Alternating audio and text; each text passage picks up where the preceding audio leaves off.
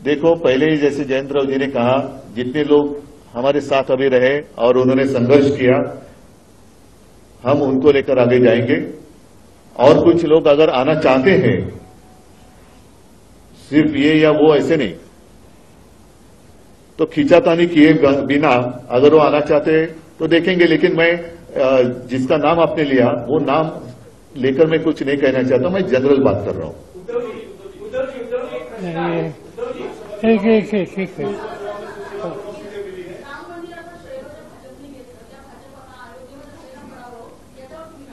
एकच तुमच्या लक्षात असेल, मी 22 जानेवारीला ताळाराम मंदिरात गेलो होतो आणि 23 जानेवारीला ज्या दिवशी शिवसेना प्रमुखांचा जन्मदिवस असतो तेव्हा नाशिकच्या सभेत मी म्हटलं होतं की आम्हाला भाजपा मुक्त राम पाहिजे। तो भाजपा मुक्त राम अयोध्यावासियांनी आणि उत्तर प्रदेश जिथे जिथे प्रभू रामचंद्राचं वास्तव्य होतं तिथे तिथे भाजपाने सपाटून मार खाल्लेला आहे। म्हणजे आता भाजप मुक्त राम झालेला आहे।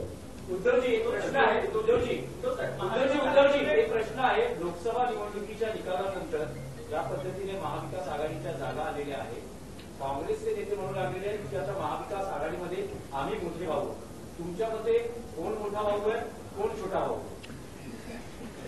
या निवडणुकीमध्ये मोठा भाऊ छोटा भाऊ वगैरे काही चालणार नाही।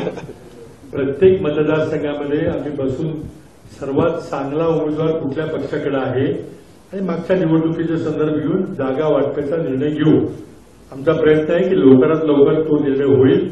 आज प्राथमिक बैठक आमची झालेली आहे, त्यामुळे बाकी तुम्ही याच्यात काही जाऊ नका। मला वाटतं पृथ्वीराजजींनी उत्तर दिले ना, वेगळं काय याच्यातच आमची एक वाक्यता दिसते।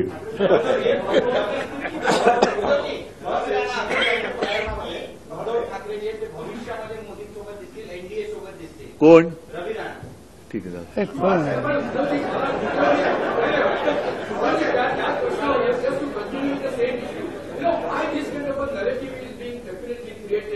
उद्धव ठाकरे कधी ना कधीतरी परत इंडियामध्ये येतील।